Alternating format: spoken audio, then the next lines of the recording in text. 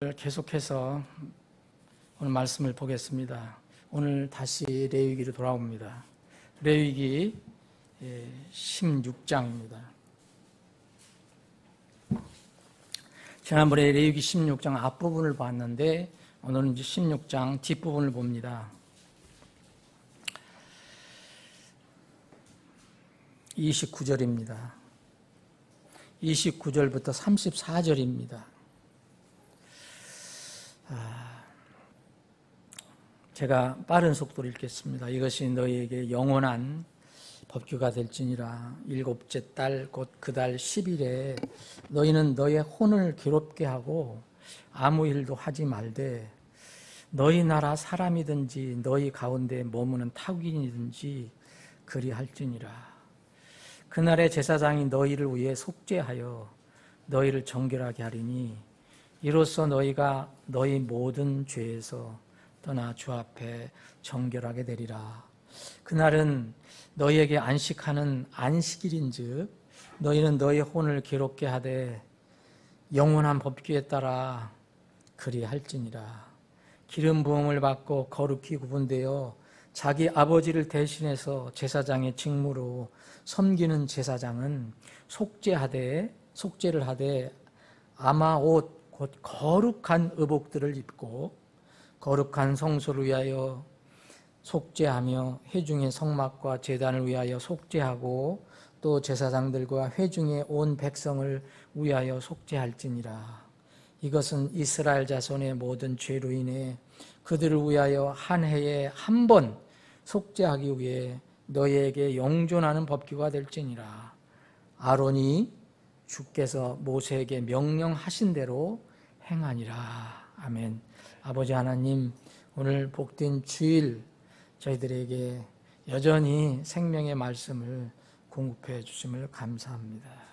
이 시간 성령님께서 강하게 역사해 주셔서 필요한 말씀을 통해서 저희들이 필요한 양식을 저희 잘 섭취할 수 있도록 도와주시고, 이 시간 우리 떨어져서 얼굴을 마주보고 예배드리지 못하는 우리 지체들 각 초소에 임재해 주시고, 이 자리에 소수 인원이 모여서 예배드리는 이 자리에도 임재해 주셔서 하나님의 영광, 하나님의 권능이 드러나는 시간이 되게 해 주시옵소서. 거룩하신 예수님의 이름으로 기도합나이다. 아멘.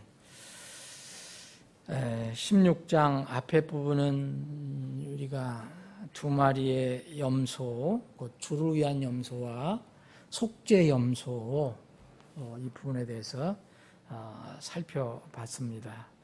오늘 본문은 앞으로 이제 레위기 뒷부분에 가면 또 이스라엘에게 주신 아주 중요한 절기에서 또 살펴보겠지만, 그 절기 중에 하나인, 명절 중에 하나인 대속죄일에 관해서 이렇게 어떤 규례를 만들어 주셨습니다.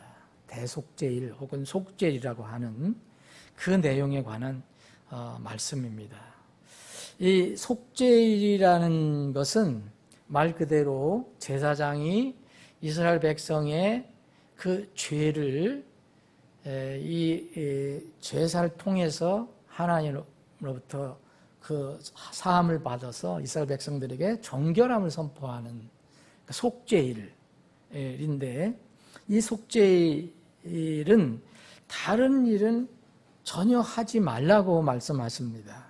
이게 다른 일은 아무도 하지 마라, 아무 일도 하지 말되 나옵니다. 29절에 보면. 그런데 오직 할 것이 하나 있어요. 그것은 너희들의 혼을 괴롭히라라는 그런 명령입니다. 너희 혼을 괴롭히라. 일곱째 달 곧 그 달 10일에 너희는 너의 혼을 괴롭게 하라. 아무 일도 하지 말고 너의 혼을 괴롭게 하라 합니다. 이 레위기 16장에 나오지만 이제 앞으로 절기 살펴볼 23장에도 똑같은 말씀, 비슷한 말씀이 나오고, 이제 민수기에 가도 이 말씀이 나옵니다. 너희 혼을 괴롭게 하라. 여러분, 너희 혼을 괴롭게 해야 어떻게 괴롭게 할까요? 어떻게 여러분들 이거 하나님 명령, 그때 이스라엘 백성들은 실제로 이 말씀을 받고 속죄일마다 이렇게 했습니다. 어떻게 괴롭히는 거예요? 내가 이 살을 막 꼬집어 뜯는 거예요? 얼굴을 때리는 거예요? 어떻게 해야 될까요? 어떻게 나를 괴롭힐 수 있을까요? 이 괴롭히라는 것은 이스라엘 백성에게는 잘 압니다. 괴롭히라는 게 뭔지. 이제 이스라엘 원래 히브리 말에 보면 이런 말이 들어가 있어요. 괴롭히라는 말은 내 자아를 복종하라. 또 내 자신을 낮추라. 이런 말이 들어가 있어요. 히브리 말에. 그거를 우리는 영어 성경은 그걸 afflict라고 그랬어요. afflict는 괴롭히는 거예요. 조폭이 좋은 사람, 좋은 학생들 이렇게 괴롭히는 것처럼 그 괴롭히는 거예요. 근데 남을 괴롭히지 말고 너희 스스로 괴롭히라는 거예요. 그 속죄일에 이런 명령을 이스라엘 백성은 받았습니다. 자, 이스라엘 그럼 자기 자신을 괴롭히는 게 뭐가 있겠어요? 뭐 오락하는 거, 즐거운 거 하면 안 되고 춤추고 노래하는 거 이거 당연히 괴롭힌다면서 그렇게 할 수가 없잖아요. 네? 뭔가 절제하고 억제하고 막 이런 것을 얘기하는데 그 중에 대표가 이스라엘 백성이 잘 알던 금식입니다. 왜 금식이냐면 여러분 스스로 생각해보세요. 여러분들이 가장 나 자신을 괴롭힐 수 있는 게 뭐가 있냐? 여러분 가장 힘든 게 뭐라고 생각했어요? 못 먹게 하는 거예요. 못 먹게 하는 거. 그럼 그거를 스스로 그렇게 하라는 거예요. 응? 어디 북한의 수용소 군도에 갇혀갖고 정치범 수용소에서 갇혀서 정말 쥐꼬리만한 그런 당냉이만 먹고 살아라는 게 아니라 그건 남이 그렇게 하는 거잖아요. 나 자신이 너에게 그렇게 하라 거예요. 그것이 금식입니다. 대표적인 것이 괴롭게 하는 것이 바로 금식입니다. 다윗은 시편 69편 10절에 이런 말씀을 했어요. 내가 울며 금식으로 내 혼을 징계할 때, 자, 괴롭히다 그랬죠? 징계하는 거 똑같아요. 징계할 때 그것이 내게 모욕거리가 되었도다. 어떤 일로 인해서 울면서 밥을 안 먹으면서 내 혼을 괴롭힐 때, 징계할 때 그것이 사람들이 바라볼 때 모욕거리가 되었도다 얘기합니다. 이 잠언 3장에 보면은 너 자신을 징계하라는 말이 나와요. 이건 다른 말로 하면 괴롭게 하라는 거예요. 왜 근데 자신을 괴롭게 해야 하나요? 괴롭게 해야 하는 이유가 뭡니까? 이건 대속죄일이에요. 1년에 딱 한 번 정해진 날이에요.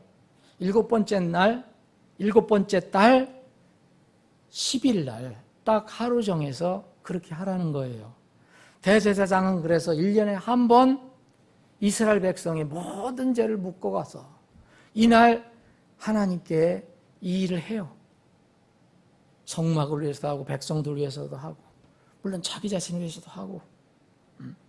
왜 괴롭게 하냐? 겸손하라는 거예요. 나 자신을 징계하라는 것은 낮아지라는 거예요. 그래서 하나님께서는 금식 명령을 내린 겁니다. 여러분, 내가 뭘 먹지 않고 굶기 시작하면요, 기력이 없어져요. 그 다음에는 의지가 없어져 버려요. 그 다음에는 무슨 하고 싶은 생각이 없어요. 더군다나 남을 공격하고 비판하고 할 이유도 없어요. 그런 기력도 없어요. 그건 힘이 나야 가능한 거예요. 나를 괴롭혀라. 너희 혼을 괴롭혀라. 이것은 하나님께서는 너 자신 아주 낮아져라. 겸손해져라. 물론 이 금식은요, 이사야서 58장을 보면 오직 이 금식의 목적이 나오는데 금식의 목적은 예수 그리스도만 성취하신 거예요. 사람은 그걸 해도 궁극적인 하나님 목표하신 그것을 성취할 수가 없어요. 이사야서 58장을 보면 금식의 목표가 하나님께서 뭐라고 그랬어요? 이게 우리가 한번 하는 그런 금식을 얘기하는 게 아니에요. 우리는 어떤 일을 위해서 지금도 금식할 수 있잖아요. 내 문제, 다른 지체들의 문제, 또 나라의 문제, 이 민족의 문제를 위해서 우리가 정말 밥을 먹지 않고 하나님께 매달려 부르질 수도 있어요. 지금 이 시대에도 금식이 필요해요.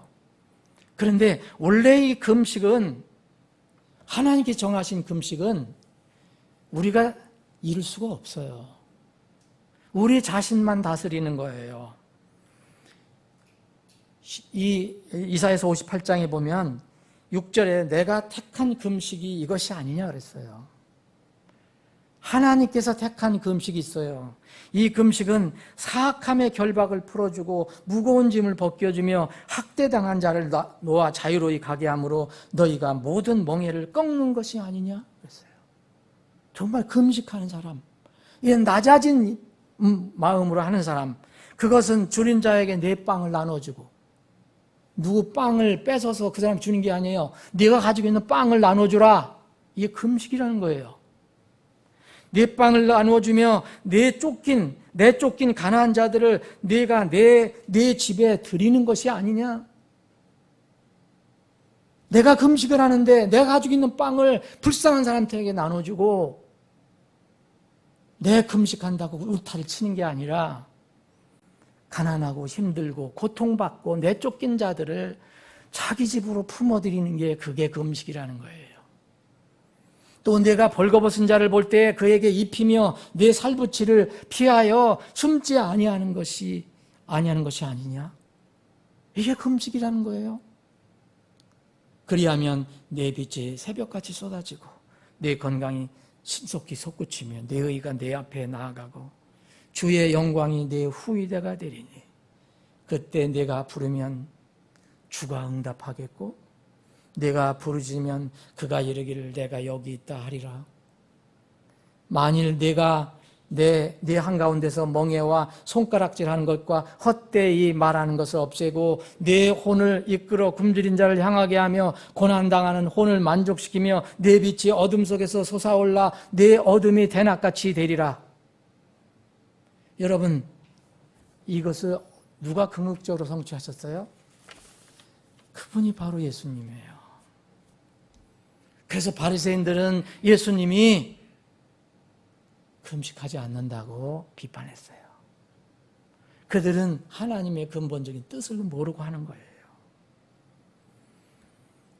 이것은 뭐합니까?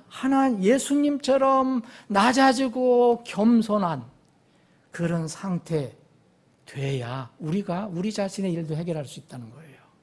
그분은 하나님의 명령을 따라서, 아버지 명령을 따라서 온 세상의 문제를 해결하시기 위해서 먼저 하신 것이 가장 낮아진 자세로 오셨어요. 그런 분이 그것을 할 수가 있는 거예요. 여러분, 누가복음 18장에 보면 이 바리새인이 나옵니다. 여러분, 금식은 반드시 겸손하고 연결되는 거예요. 금식은 남을 바라보는 게 아니에요. 내 자신에게 나를 괴롭게 하는 것이 금식이에요. 남을 쳐다볼 이유가 어디 있겠습니까? 그런데도 이것을 깨닫지 못하고 종교적인 관례 행위로 끝나면 더 교만해져요, 사람들이. 그리고 이기적인 사람이 돼요. 조금 전에 온 그 공무원 선생도 자기도 기독교인이래요. 그러면서 또 성경을 얘기를 하더라고요. 근데 예수님이 그럼 주일날 병 고친 것도 잘못하셨네요? 참, 시간도 없고, 없고. 그 주일날 문 닫아도 되는데, 당신 고집 왜 하냐, 이 얘기 아닙니까? 여러분, 이 우리가 성경을 잘못 오해하면 정말 큰일이에요. 이 바리새인은 어떻게 했어요?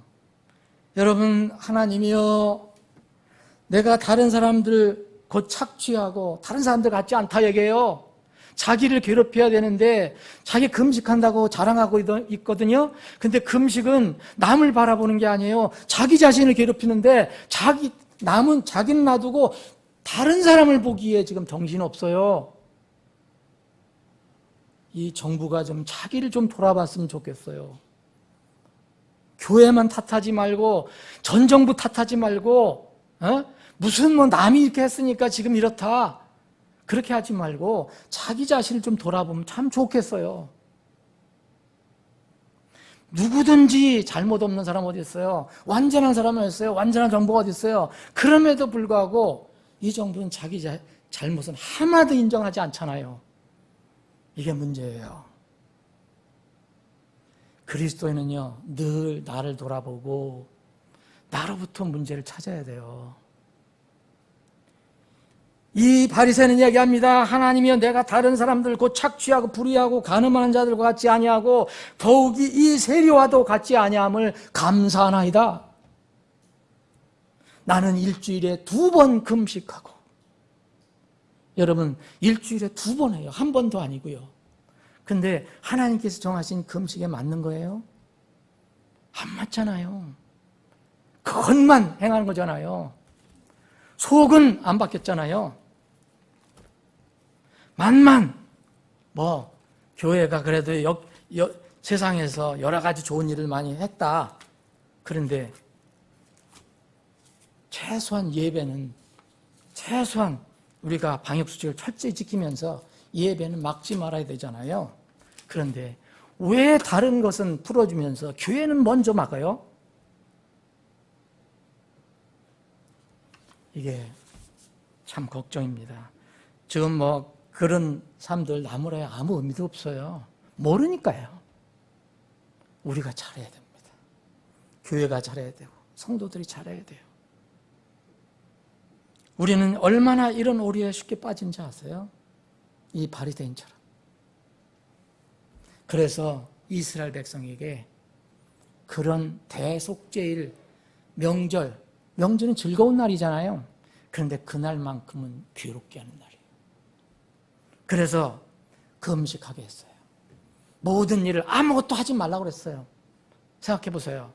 먹는 거 외에는 못하게 했는데 그날 또 금식을 해야 돼요.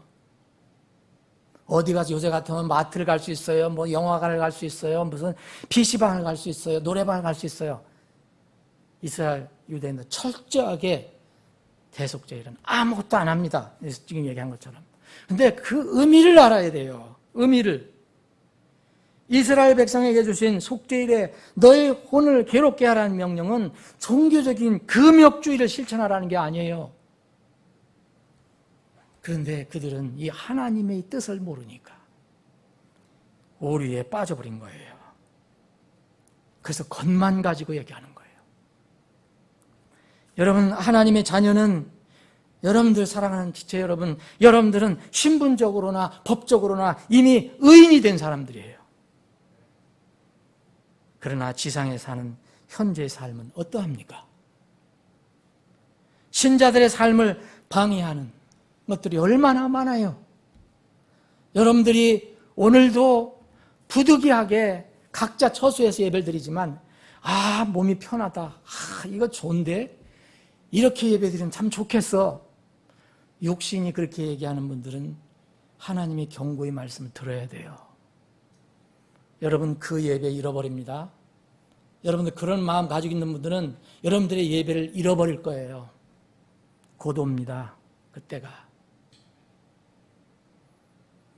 여러분, 이 세상 지금 마귀 사탄이 자기 남은 때가 얼마 남지 않은 것을 알고 얼마나 극성으로 지금 일을 하고 있습니까? 여러분, 세상을 두고 얘기합니까?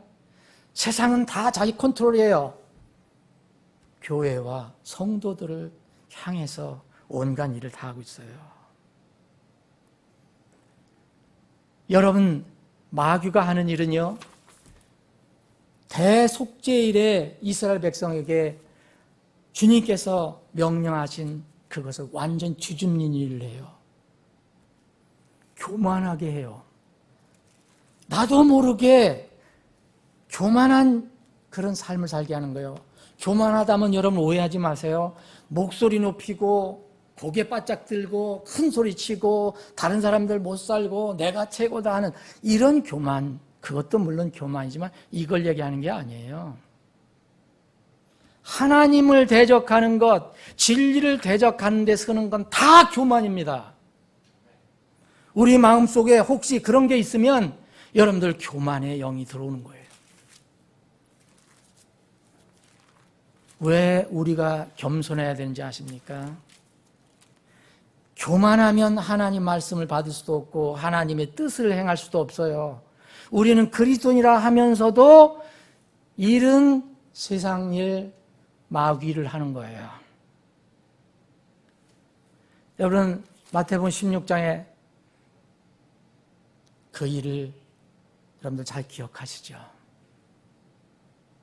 사랑하는 수석 제자 베드로가 정말 주님을 정말 멸시한 건가요? 정말 주님을 못마땅히 한 건가요? 정말 주님을 무시한 거예요? 아니에요. 나름대로 주님을 사랑한다고 했어요. 주님 죽으시면 안 됩니다. 주님 죽으셨다가 부활하시면 안 됩니다. 우리와 계속 함께 있으셔야지 왜 죽으신다고 합니까? 왜 죽었다가 또 3일 만에 왜 부활하신다고 합니까? 베드로가 여러분 주님께 대항했잖아요. 그런데 주님 뭐라 하셨어요? 지금 이 세상 원칙으로 얘기해 보세요. 세상이 원칙으로 얘기하세요. 에? 그러면 베드로는 박수 받아야 돼요. 그런데 주님으로부터 박수 받았습니까? 오히려 책망 들었어요. 그리고 아주 정말 모욕적인, 베드로에게는 모욕적인 그런 말씀을 들었어요. 너는 내 뒤로 물러가라. 마귀야! 여러분, 하나님 뜻, 말씀을 거역하는 건 조금이라도 그건 마귀를 따라가는 거예요. 왜 이걸 사람들은 오해를 하는지.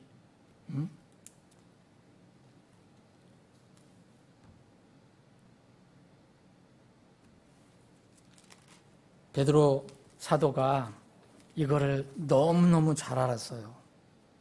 그렇잖아요. 여러분 생각해 보세요. 얼마나 잘 알았겠어요.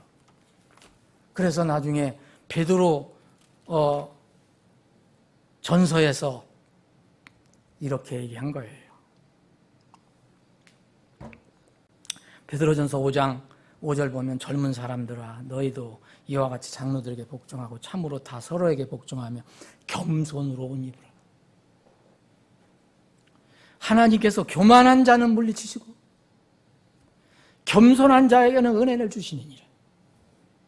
잊지 마세요. 하나님께서는 교만한 자는 물리치고 겸손한 자에게는 은혜를 주신다. 그러므로 하나님의 강한 손 밑에서 스스로 겸손하라. 스스로 겸손하라가 바로 이 하나님께서 이스라엘 백성에게 얘기한 너희는 너희의 혼을 괴롭히라, 괴롭게 하라. 똑같은 말씀이에요. 그리하면 정하신 때 그분께서 너희를 높이시리라. 이스라엘 백성은 7월 10일 날 대속죄일이지만 7월 15일 날은 절정의 명절이 옵니다. 그게 초막절이에요. 정말 즐거운 날이에요. 주님께서 높여주시는 때요. 이 대속죄일을 잘 통과한 사람들, 정말 진정으로 회개한 이스라엘 백성은 구원받고 초막절을 맞이하잖아요. 장막절을. 주님께서 정하신 때가 되면 너희를 높여주실 거예요. 우리는 이 땅에 사는 동안 우리는 우리 자신을 높이는 게 아니라 우리 자신을 낮추며 사는 거예요. 이 땅에서 그렇게 살면 주님이 오실 때 우리를 높여주실 거예요. 근데 마귀는 어떻게 하는지 아세요? 너희는 모든 염려를 그분께 맡기라. 그분께서 너희를 돌보시느니라. 정신을 차리라. 깨어있으라.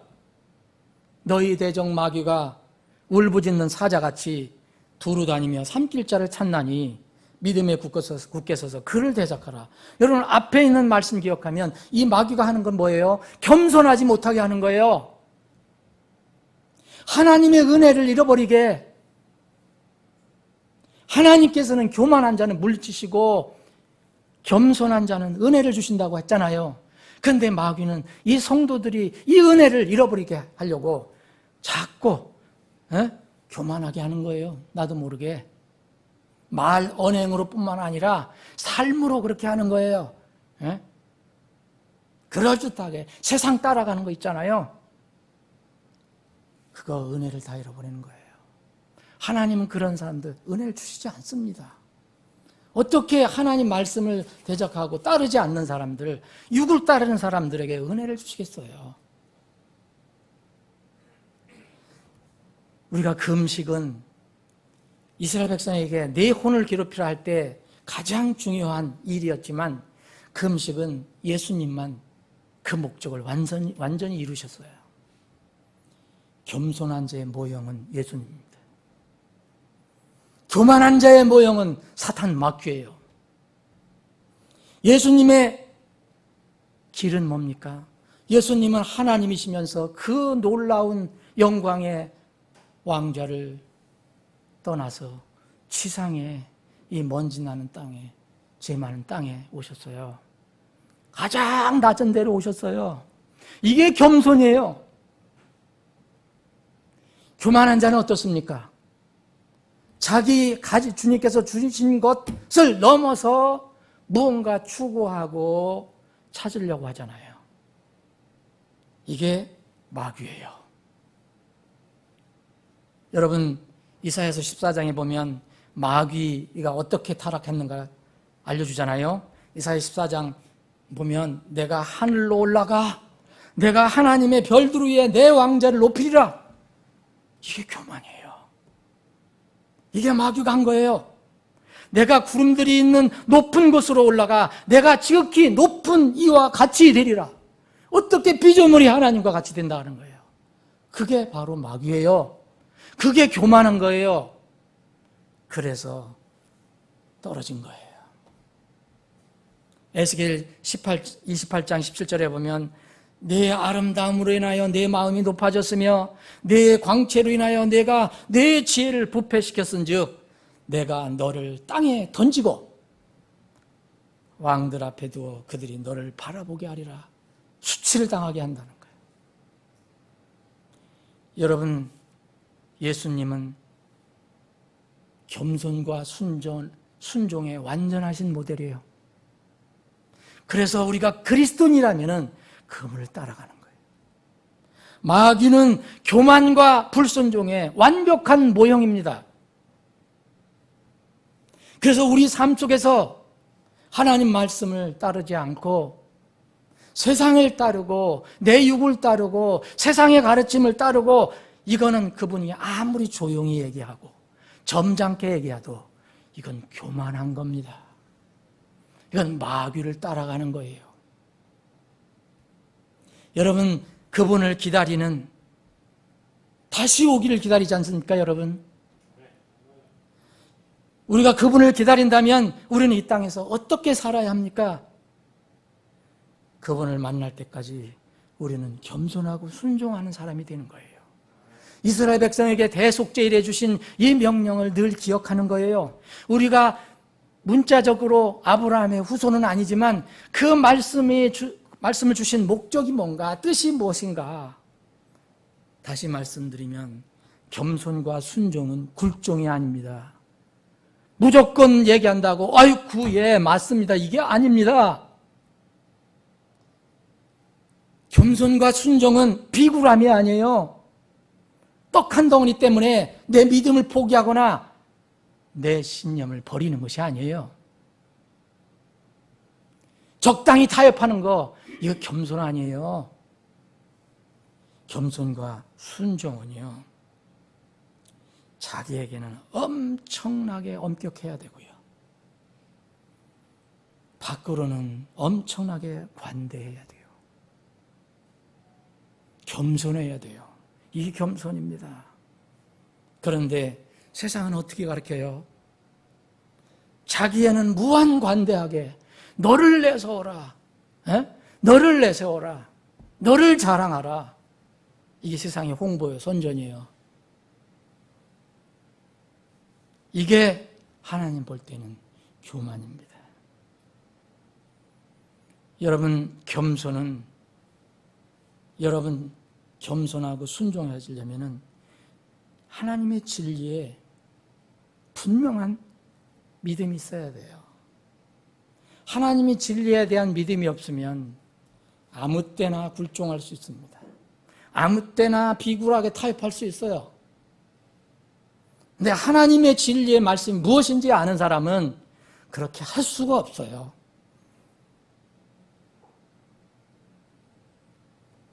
겸손과 순종, 교만과 불순종이 하나님 말씀이 기준이 됩니다. 세상 기준이 아니에요. 나는 기독교인이다, 예수 믿는다 하면서도 마귀가 하는 말, 마귀가 하는 행동을 그대로 따라하는 이런 지독한 모순, 이렇게 지독한 아이러니가 이 시대에 기독교에 있어요. 그런 사람들도 있어요. 그런 사람들, 그런 리더를 또 열광합니다. 성경은 제쳐놓고. 그래서 이런 리더 사역자들은 정말 분별하고 조심해야 돼요.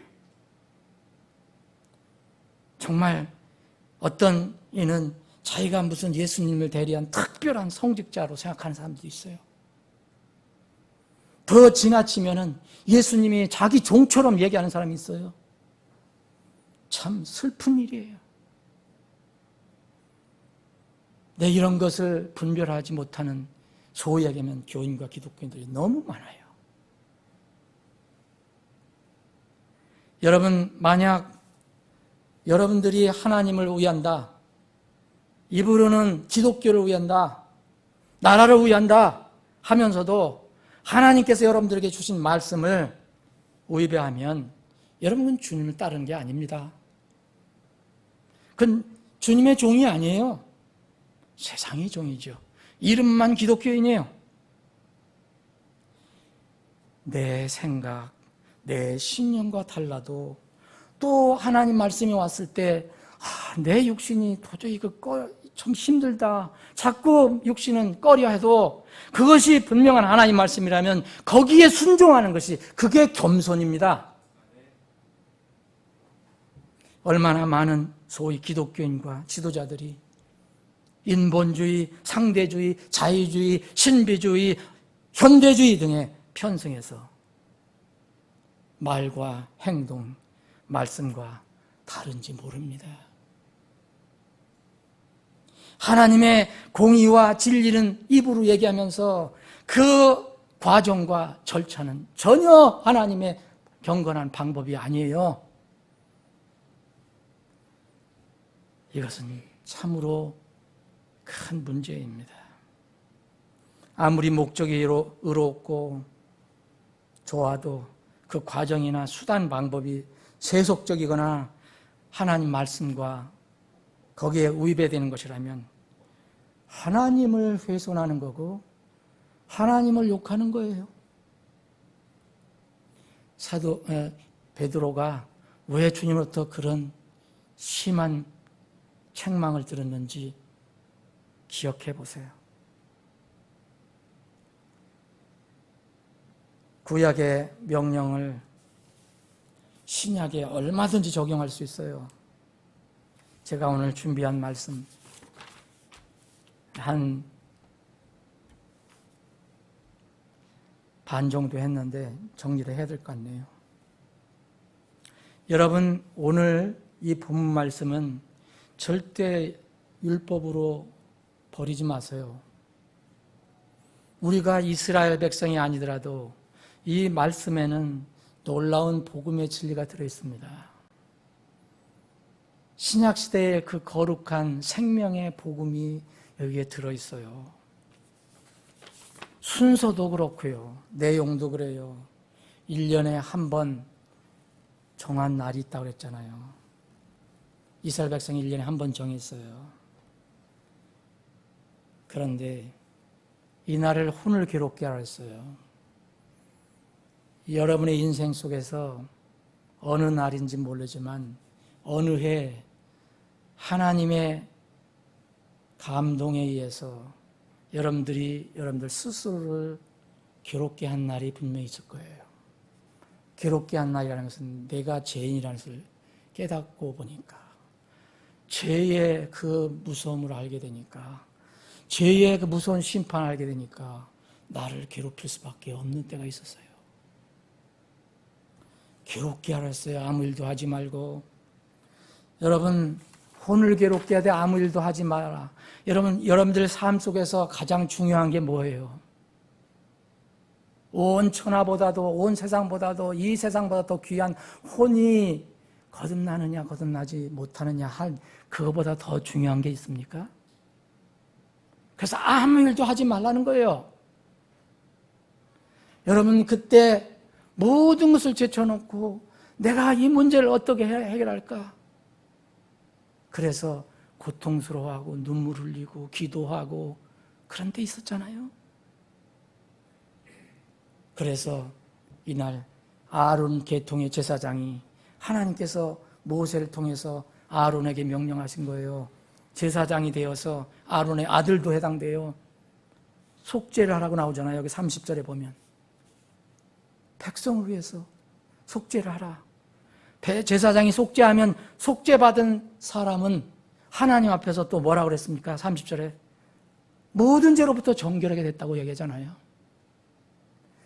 지난 1년 동안 쌓았던 모든 죄가 정결하게 됐어요. 그리고 놀라운 것은 31절에 그날은 너희에게 안식하는 안식일인지라 했어요. 사랑하는 여러분, 어떻게 해서 자기를 괴롭게 하고 고통받는 날 안식일이 돼요? 완전히 이것은 엇박자 아니에요? 여러분, 너희 혼을 괴롭게 하라는 안식일과 연결됩니다. 여러분, 고통을 겪고 나면 안식이 옵니다. 죄를 알고 나면은 죄 사함의 길이 보여요. 지옥의 무서운 심판이 내 얼굴 앞에 펼쳐지면 그 지옥의 심판을 이길 수 있는 전국의 죄은사에 죄사함에 나팔소리가 불려요. 아론의 계통에 그 제사장들은 이스라엘 백성들에게 이렇게 얘기합니다. 안식일이 된다. 너에게 안식일이 된다. 그래서 그 사람에게는 영혼의 안식이 오는 거예요. 마지막으로 32절, 33절에 보니까 아론의 계통을 따른 인간 제사장의 역할은 기름을 부음받고 성별되어 제사장의 직무를 받아서 거룩한 옷을 입고, 거룩한 옷을 입으라 했어요. 속죄 사역을 한다고 나와요. 여러분, 구원받은 사람은 거룩한 옷을 입을 수 있습니다. 이미 우리는 거룩한 옷을 입고 있어요. 이것은 우리에게 똑같이 복음적으로 적용할 수 있어요. 여러분, 인생의 어느 날 속죄의 날이 있었습니까? 언제 구원의 복음의 말씀을 듣고 읽고 제사함이 이루어진 때가 있었습니까? 누구나 각자 구원의 해와 때가 있어요. 보라, 지금이 받아주시는 때요. 보라, 지금이 구원의 날이로다. 구원은 반드시 혼을 괴롭게 하는 일, 그 자신이 죄인임을 깨닫고 죄의 값이 얼마나 무서운지 깨닫는 것부터 시작되는 겁니다. 그 처음서부터 박수치고 노래하고 가무하다가 구원받는 게 아니에요. 죄와 심판의 말씀이 내게 다가오면 다른 일은 아무것도 할 수 없어요. 정말 이게 정상입니다. 죄가 다가오고 심판이 다가오는데도 여전히 다른 일을 기쁘게 한다면 그건 제정신이 아니죠. 자신의 영혼 문제, 자신의 천국과 지옥 문제보다 더 중요한 것이 뭐가 있겠어요? 사랑하는 여러분, 여러분들은 이전에 이런 죄 문제 때문에 고민한 적이 있는 분들이에요. 제사장이 속죄하면 정결하게 됩니다. 죄의 문제, 심판의 문제, 대제사장인 예수님께서 다 해결해 주지 않으셨습니까? 이분만 세상 죄를 제거하신다 그랬어요. 내가 길이요 진리요 생명이 나를 통하지 않고는 아무도 아버지께 오지 못하느니라. 다른 사람 안에는 구원이 없나니 하늘 아래 우리를 구원할 다른 이름을 사람들 가운데 주지 아니하셨느니라. 이분이 우리의 참 대제사장이었습니다. 사랑하는 여러분, 신분적으로 우리는 이미 하나님의 자녀가 되어 영혼의 안식을 누리는 사람이라면 하나님 앞에 겸손해져서 이미 죄 문제를 해결받은 사람들입니다. 또 구원 후 실제적인 삶에서 가장 평안하고 안식하는 사람은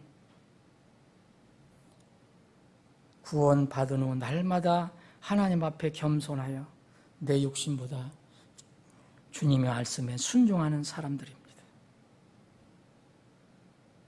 말씀을 정리하겠습니다. 이제 마지막으로 제사장이 거룩한 의복을 입고 대속 사역을 한 것처럼 여러분이 진정으로 영혼의 안식이 이루어졌다면 믿음의 거룩한 옷, 곧 새 사람을 입고 이제는 남을 도울 수 있는 대제사장이 되어야 합니다. 계시록 5장 10절에 보면 또 우리 하나님을 위해 우리를 왕과 제사장으로 삼으셨으니 우리가 땅에서 통치하리이다.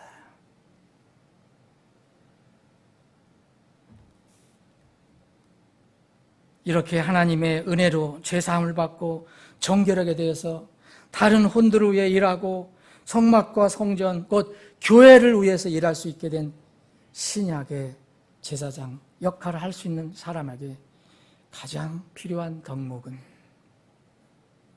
겸손입니다.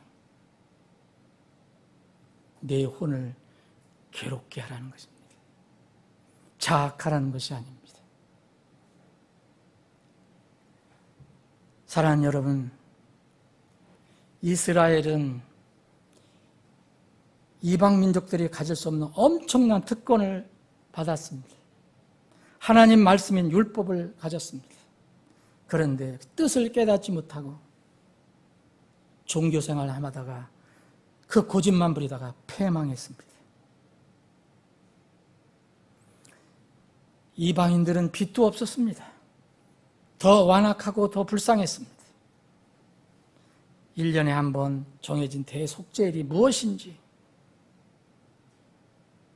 속죄일에 왜 자신들의 영혼을 괴롭게 하며 아무 일도 하지 말라는 명령을 주셨는지 이런 것 전혀 몰랐습니다. 근데 이스라엘은 이런 것도 근본적으로 알지 못하고 그걸 반복적인 정말 의미 없는 종교 생활을 계속했습니다. 지금 이 시대도 마찬가지입니다. 말씀 속에서 알려주는 정말 핵심이 무엇이냐, 예수 그리스도를 발견하지 못하면 아무 소용이 없습니다. 사랑하는 여러분, 말씀을 정리하겠습니다. 이제 우리에게는 하나님께서 약속하신 대로 언젠가 그때가 가까이 있는지 멀리 있는지 모르지만 주님이 우리를 공중으로 부르실 것입니다. 그날이 가까울수록 세상은 더 험악해질 것이고 우리가 믿음을 지켜가는 것은 더 힘들 것이고 세상의 권력 때문에도 그럴 것이고 또 우리 육신이 너무너무 세상적이 되어서 그것을 따르기 때문에 양쪽으로 힘들어져 갈 것입니다. 오늘 이런 시대에 우리는 어떻게 살아야 하겠습니까? 사랑하는 여러분, 너의 혼을 괴롭게 하라는 말씀을 한번 생각해 보십시오. 이것은 어떤 사람들에게 하는 자학을 하라는 게 아닙니다.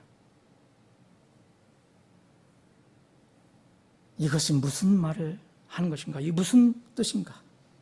한번 깊이 생각해 보시기 바랍니다.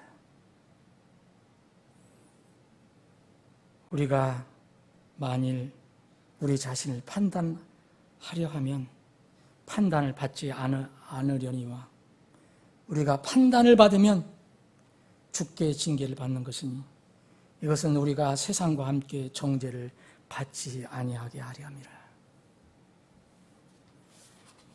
우리의 신앙과 믿음은 항상 우리 안에 있는 것이지 남에게 책임이 있는 것이 아닙니다. 남에게 영향은 받을 수 있겠지만 궁극적인 책임이 아닙니다. 사랑하는 여러분, 지금은 우리가 믿음을 유지하기 어려워가는 그런 시대가 되었습니다. 여러분의 믿음을 어떻게 유지해 가실 것입니까? 오늘 말씀을 묵상하면서 하나님께서 주시는 지혜가 여러분들의 삶을 이끌어 주시고 통제해 주시기를 주님의 이름으로 축원합니다. 아버지 하나님,